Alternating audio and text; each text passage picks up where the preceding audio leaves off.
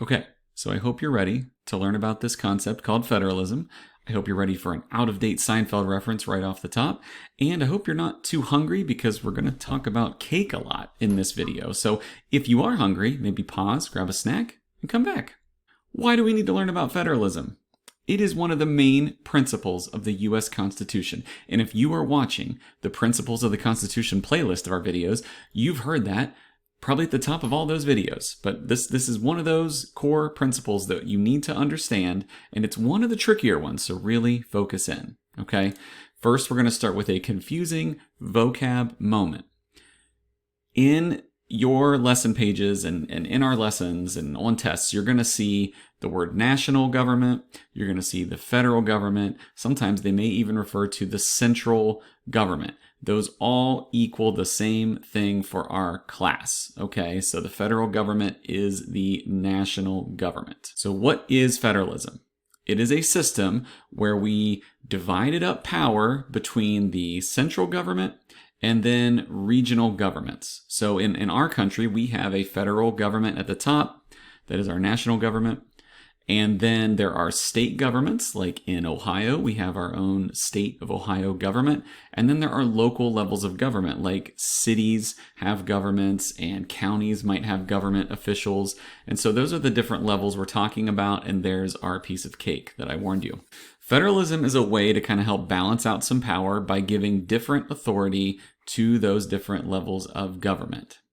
So let's look at another visual that is less cake-centric, okay? This is a Venn diagram where you have two circles that overlap. Then you can see that there are some powers that are only given to the national government, like declaring war. Okay, in our system, our constitution, the state of Ohio cannot declare war on Canada, much as we might want to for some reason. I don't know, okay? But the states get to mostly run local school districts. That's given, the states have a lot of power to decide how public schools are run in those states. So there's a lot of things that states kind of have all on their own to do. But then there's this overlapping area between where the circles overlap.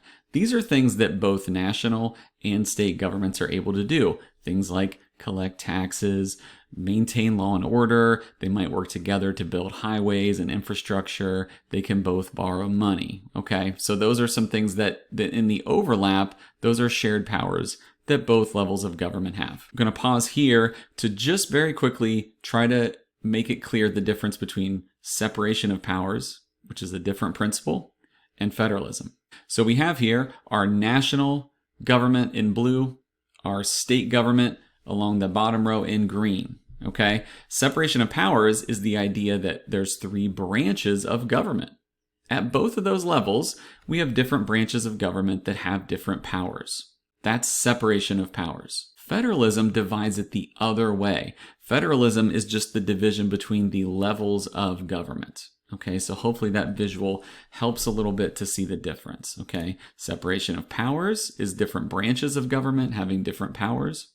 Federalism is those different levels of government having different things assigned to them. Now, our last one here, our last cake, okay, is just to look at how things have changed over time. When our government was first set up under the Constitution, there were very clear divisions between the levels of government, and those layers pretty much stayed separate, separated by a delicious layer of icing. Okay, but over time, the federal government has gained more influence over state governments. And basically, we more have like a marble cake situation, like over here on the right, where the different levels of government kind of get involved in different ways with those powers. So hopefully that has helped.